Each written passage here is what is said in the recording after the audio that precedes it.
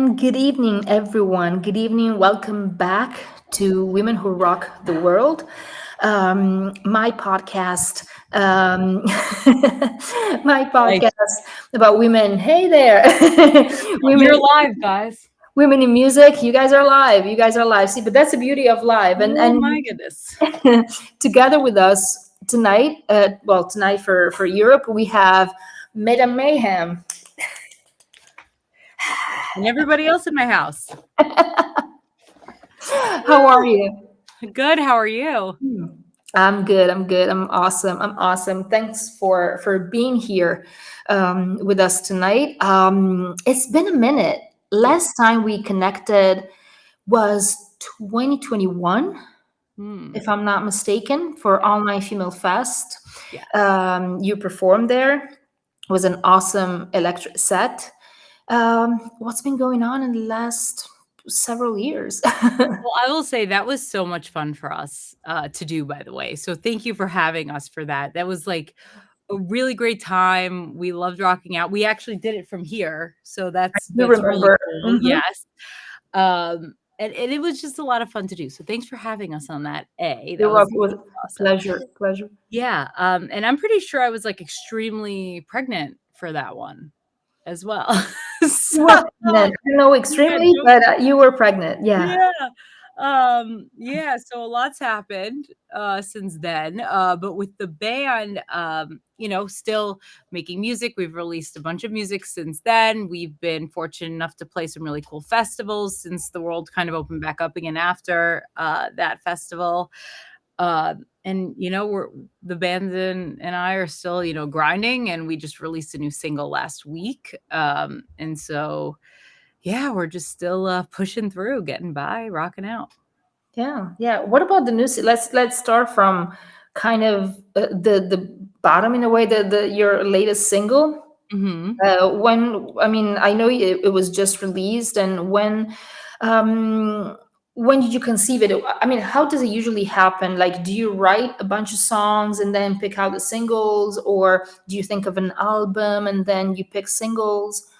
Yeah, so it's really interesting, especially right at this moment, because I always say with songwriting, it's never done the same way, or at least I never do it the same way twice. Like, it's either someone has an idea and then we go from there, or if I come up with lyrics or a melody or a different co-writer we're working with, it's always different. So it's always really fun and exciting. But in terms of like releasing and picking the singles nowadays, or thinking of a full album, uh, as a music fan, I love the full album still. I'm just going to start by saying that. And the industry has changed a lot as well.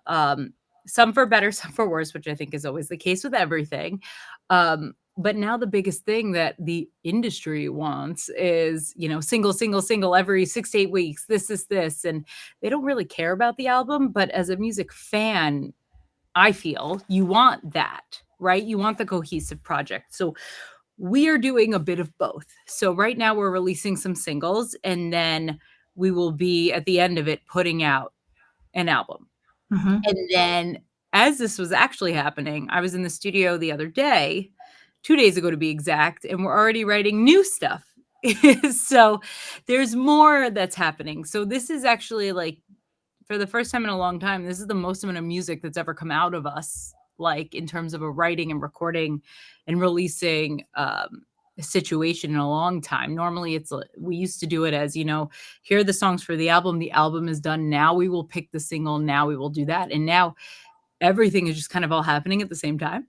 So it's a little overwhelming, but it's really exciting because it means that we get to release songs to everyone before,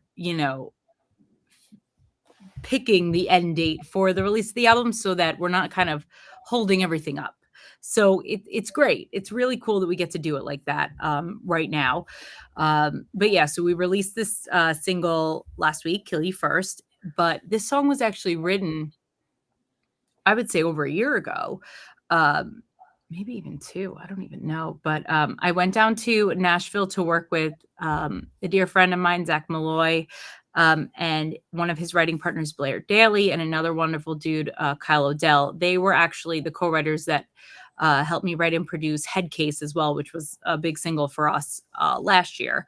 Um, and this one was a little bit different than any song I've ever done before. A little bit of a different vibe, different context, and so I really wanted to do it. It was really fun and different from what we've done, and I thought it would be really cool to release this as a single because it really is different from the other type of music that we've been releasing in the past.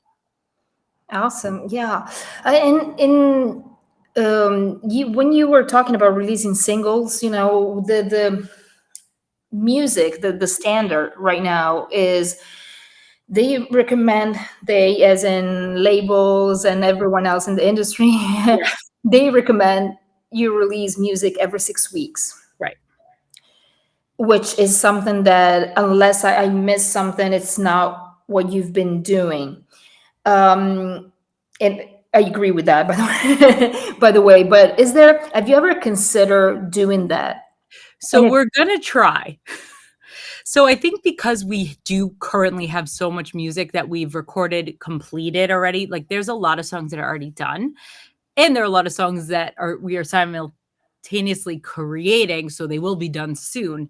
So I'm hoping that we have enough that we can do that, whether it's 6 weeks, 8 weeks, yeah, I don't know yet, but I don't mind trying it because we have the music and we do wanna share it, so I don't mind, and we don't have, like, a necessarily, like, a sales goal per se to hold it, we're completely independent right now, and, so we just wanna play music for everyone and rock out with everyone and share our music with the world, so if that means trying a new strategy in order to get it out there, sure.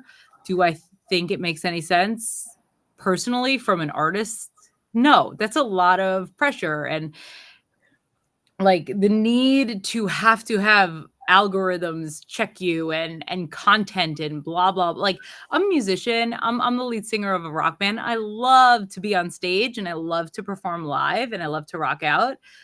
But like whenever I have to like put my phone in selfie mode and like record a reel or like I cringe every time because it's not me.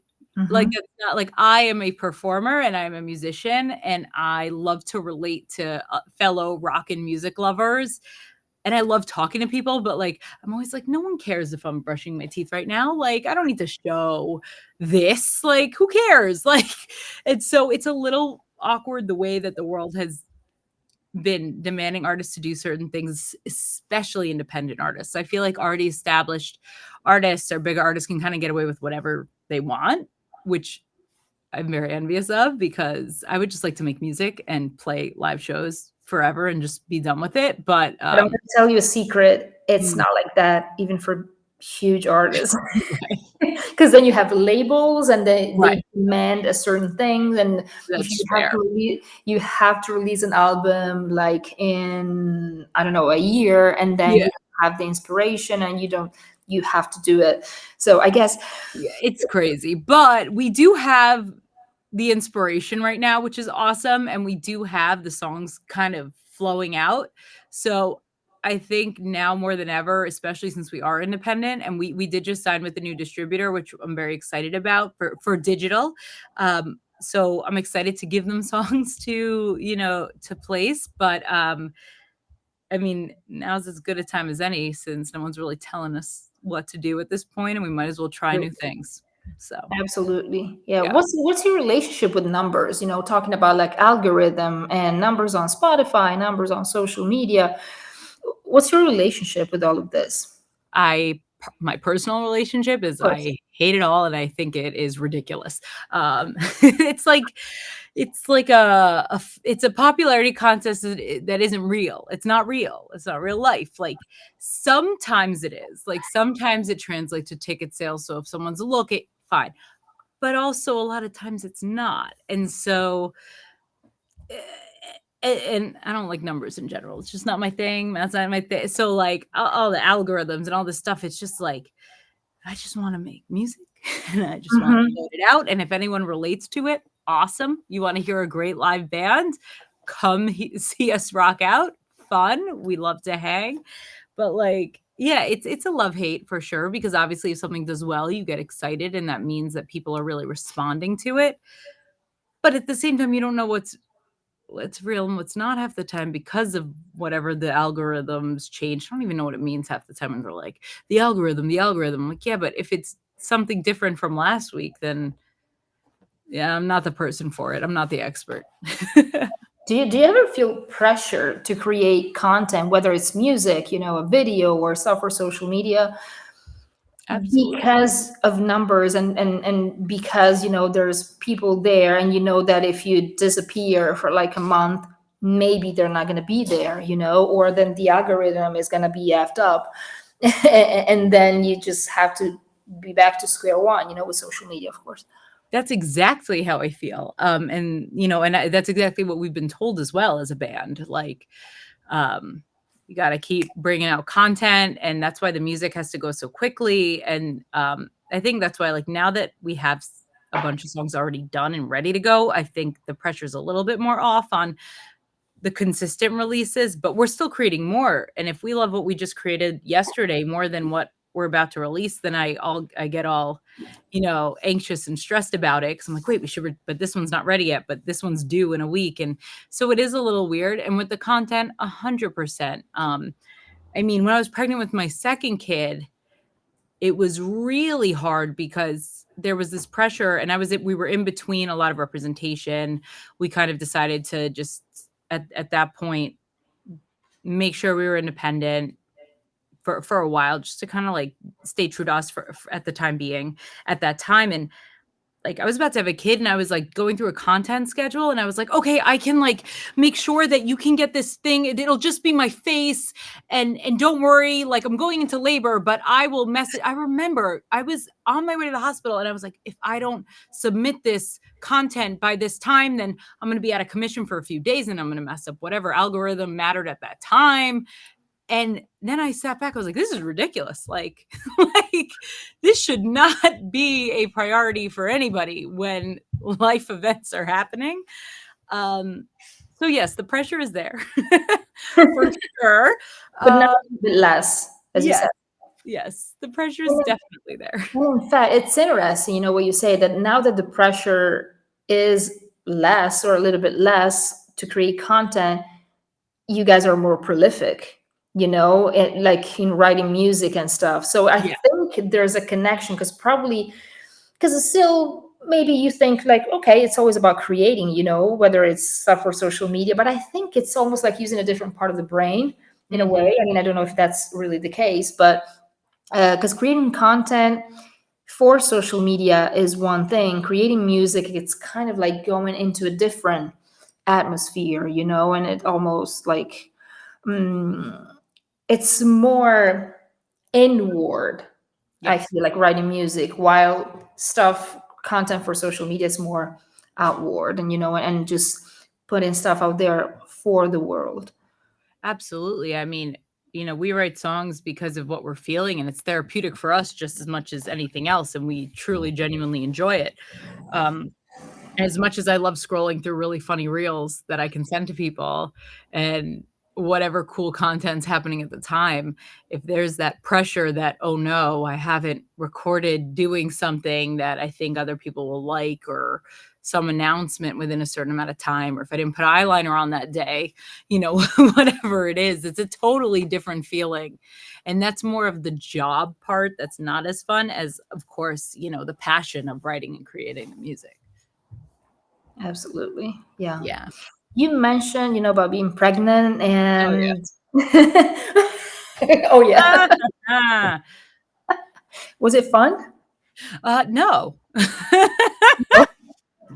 I mean, I don't know. Whoever says it's fun is, I don't know. That's no, I listen, it was, like, during the pandemic, and we'll get to like, I don't talk about it too much on socials or anything, but, during I got engaged right before the pandemic, and then the pandemic hit, and we were living in a one-bedroom apartment in New York City together, and we didn't kill each other, and we were like, "Okay, so we might as well just, like, get married now," and it's like, "Okay, cool," and then it's like, "Okay, well, we're not working right now. No, I'm not touring."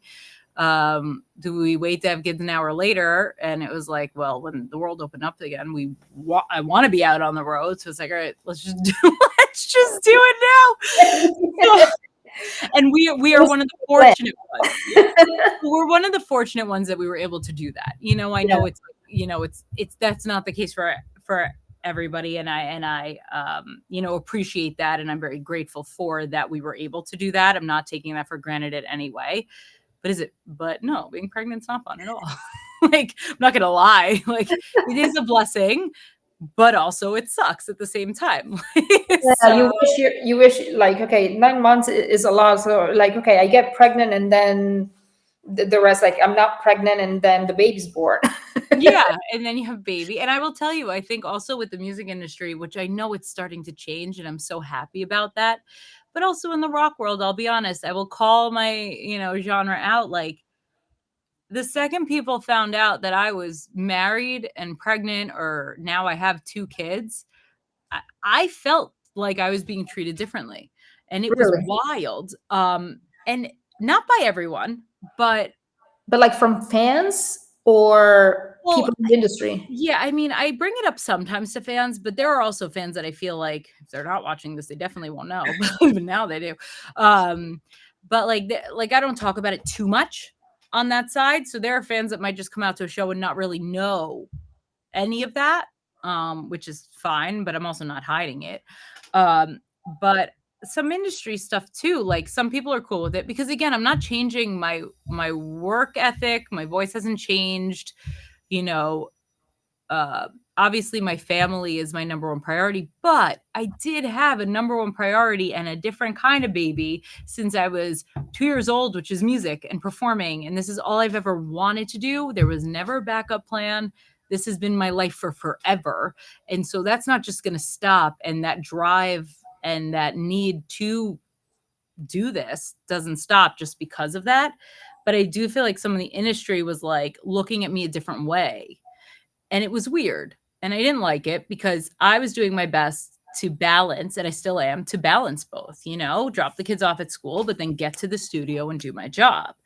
Um, and I'm lucky enough to have a good enough team at home and in work that everyone is supportive. So if there is something that has to get moved around, but I've always tried to make it so that one thing doesn't interfere with the other as much as it can, obviously.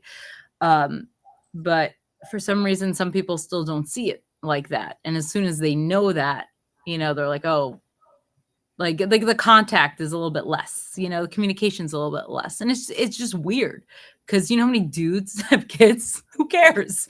Like Yeah, but it's it's interesting. It's yeah, very interesting. yeah. But do you feel that like a rock singer, a rocker, well, a female rocker, because Mm. that's of course part of it, maybe. Do you feel they look at you differently because maybe it's not considered as sexy or as young in a way? Maybe.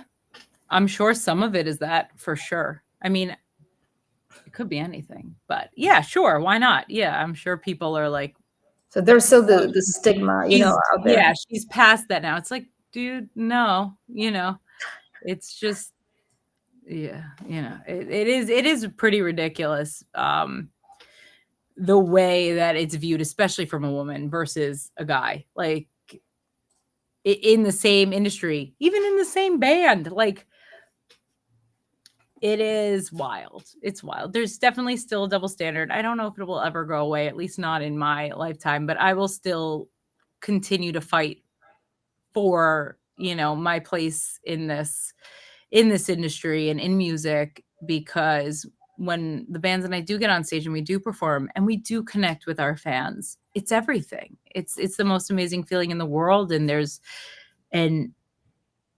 no reason to not do that just because of a different home life.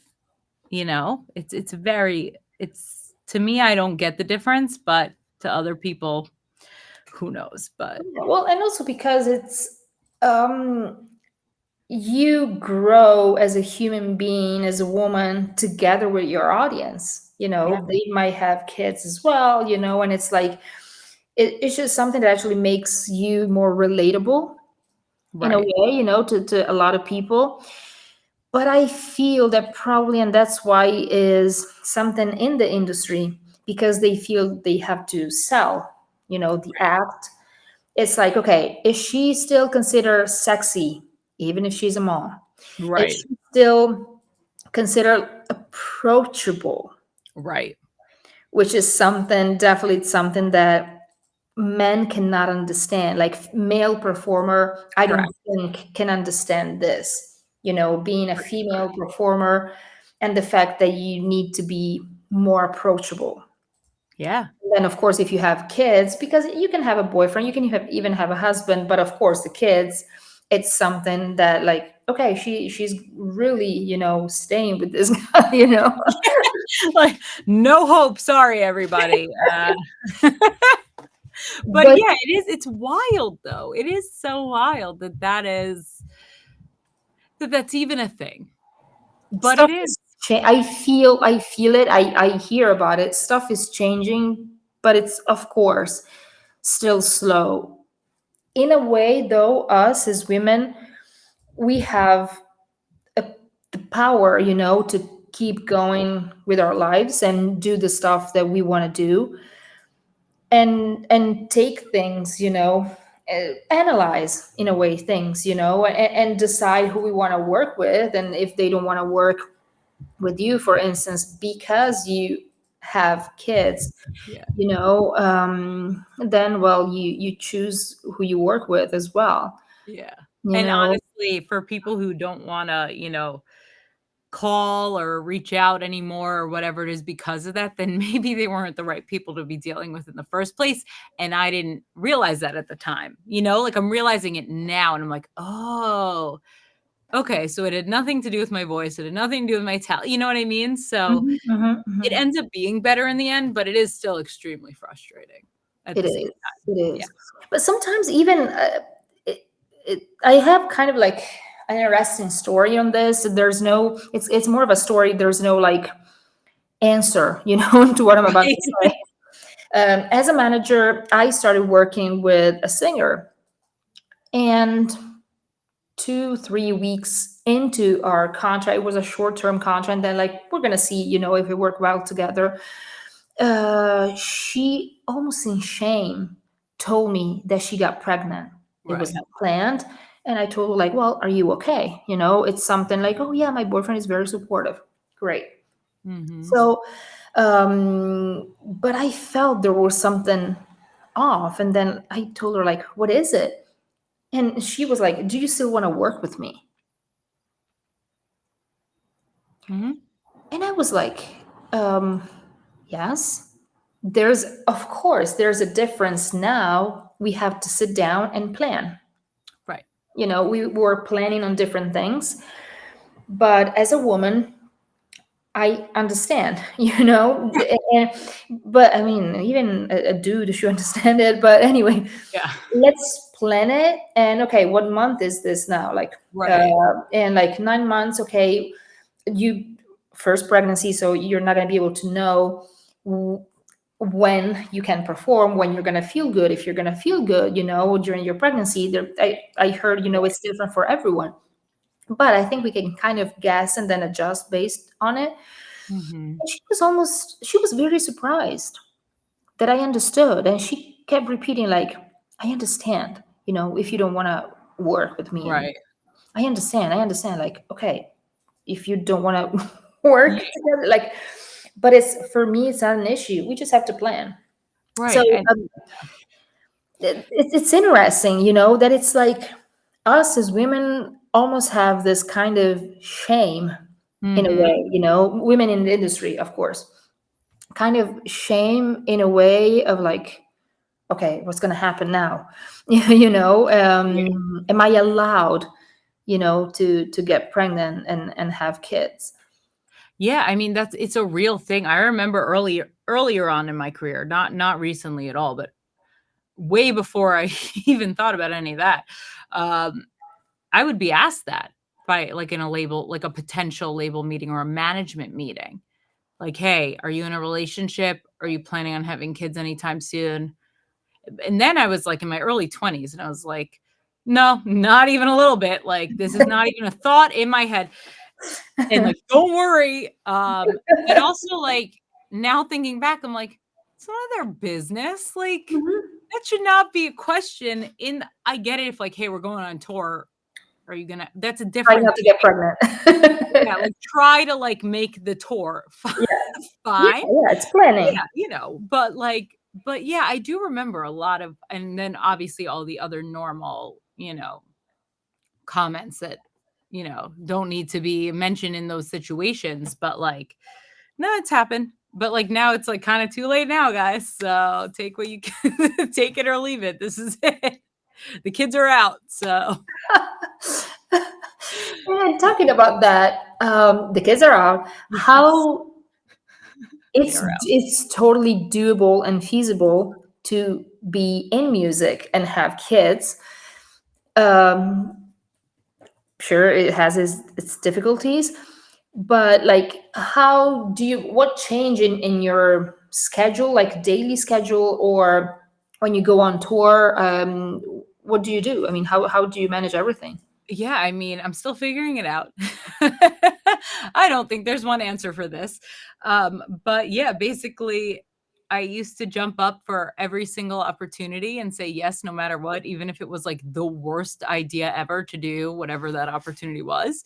And now I have to think about it. I have to make sure that there is coverage for the children before I say yes. But I'm not just gonna not tour or not do something because of that, but you gotta take an extra few steps and just make sure first that you're good to go. And yeah, it's a little harder, the schedule. Like, the hours in the day that I used to have that all I did was this, there's a few hours now in the day taken out where I need to care for other people and keep them alive and spend time with them. And I love that part. That obviously my kids are my favorite thing in the world. But then when they are taken care of, I get to go and do my other love, which is this. And so it is a weird balance and I'm still figuring it out. But so far so good. Yeah, yeah, yeah. Do you Yes. think, I mean, maybe when they're a little bit older, have you ever thought about like taking them on tour with you?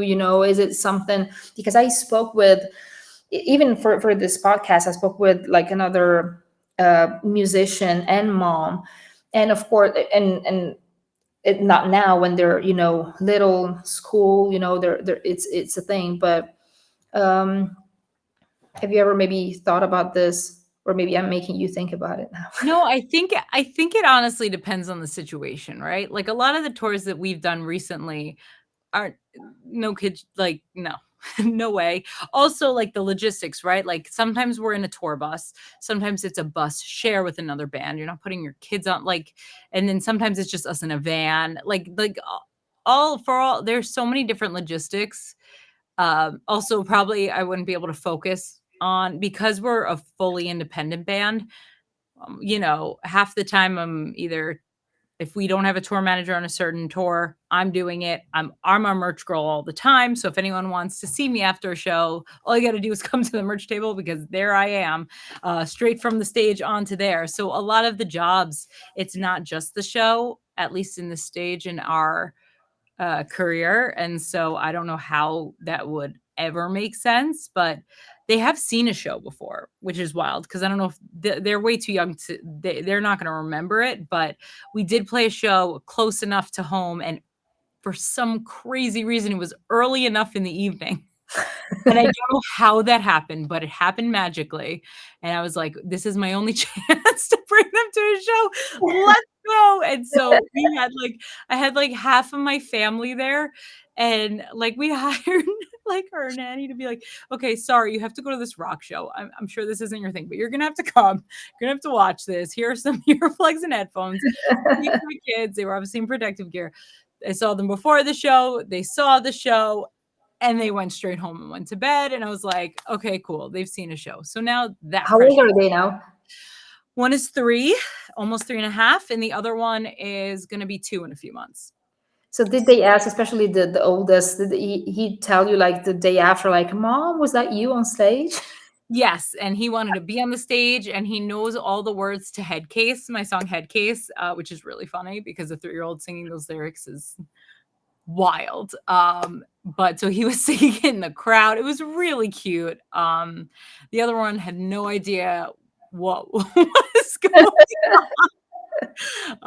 but listen, it was great, and so I got to do that, but in terms of bringing them on the road, uh, it would have to be a really like, I know other artists that do it. They do it, but they also have a setup for it where they can. We are not set up for that at the moment, so Mhm, if mhm. we do go on tour, it will just be me. No baby Mayhems, joining. Yeah. Talking, okay, we talked about you, the artist, you, the mom, who behind the scenes in a way, behind the music, behind being a mom, who's Madam Mayhem? If you had to tell people like, something about you, like personally. Um, Yeah, I mean, I am someone who, you know, uses music as an outlet. Um, I do suffer from anxiety, and I, um, kind of use music to kind of help with those stressors, and, um, being able to share that and relate to other people who might even if they're not going through the same stuff I am, whether it's in my head or, out in the world, means everything. Because for me, when I heard music growing up, certain songs made me feel like I wasn't alone, and so I wanna do that for other people as well, in addition to having just, like, a good, fun, catchy song to rock out to. Because there's nothing wrong with that either. But it really is for me, like, just being able to share that and connect with people and lift other people up through that, and really having that connection because we're all stronger than we know, and that's, like, always my biggest message, but it's something I have to remind myself a lot too, because sometimes I forget, and then that's where a lot of the songs come from, besides the frustrations with the industry and all this other stuff, but that's a different issue. I feel like it's gonna be a love-hate relationship for the rest of my life, but that drive, I mean, I grew up, always singing, taking singing lessons, dance classes, acting lessons because I'm from the New York area, so that's always what they do. They wanna put you in, like, Broadway or something, anything like that. Broadway. Yeah, so I started in that, but I was always listening to, like, hard rock you know and so I knew that that's what I wanted to do eventually, and so I studied, classical music, vocal performance, and I studied music and singing and mostly vocal performance, and I got my bachelor's of music in University of Miami, Frost School of Music for that. Um, and I graduated a semester early because I wanted to start recording and I want to start going. Like I was like, okay, this is great, but I need to start now. And so I started writing. I mean, I've been writing my whole life, but I started like actually in a more professional level writing. And I ended up writing a bunch of pop songs that I was thinking other people would, end up using. And then I was like, okay, I what do I want to do? Hard rock, metal, um, something more along those lines, and then Madame Mayhem kind of got created and was born. Awesome. And what can you like as a last thing for our viewers, for the women out there, who want to rock but maybe feel insecure or they have a dream, whether it's music or anything else. Um, I don't know. What can you tell them? I'll say if there's something that you wanna do and you can't get it out of your head, and no matter what you do, this is like your body is pulling you to do that, just do it. Like, don't stop driving yourself crazy, just go for it. Overthinking. Yeah, just do it because you're gonna be miserable if you don't. And if you're gonna be miserable, if you think you're gonna be miserable doing, at least you're gonna do something you love, right? Like we've been talking back and forth about the industry and blah blah blah. But at the end of the day, we love what we do, and that's why we do it in the first place. So I think that's really important. Like even when you hear some discouraging things or whatever it is, or the adversities, I mean, I'm still doing it because I can't see myself and I've never seen myself doing anything else. So even if someone tells me no, it's like, okay, so you're not the right person, you know, you don't get it. But someone's going to get it. People are going to get it. And if you train hard and you make sure that, you know, you can do the thing, obviously, you need to make sure you're actually capable of it first. I think that's extremely important. And you're in it for the right reasons and you just truly love it, just do it. just keep doing it. We're like, it will work. You will get there. Don't ever give up. And if someone says no, cool, find another door, because there are so many ways to Yes, accomplish what you there's want so to. many There's so doors. many. Yes. And as someone who's been through a lot of them, shut out of a lot of them, thrown through window, whatever you could say, we're still an emerging band at this point, which is crazy to me. But that's cool because that means we're still rising, and we have accomplished so much already, but there's still so much more we can do. And that's really amazing to think about and wrap my head around. And so for anyone who wants to do, whether it's music, whether it's something else, just find a way to figure out how to do it. There's no reason not to. And I think then you won't have any regrets, you know? True. Yes. True, at least for me. I mean, I totally agree. So, Right. well, thanks so much for this interview. Thanks for being on this podcast. Thank you. It was nice to reconnect, Yes.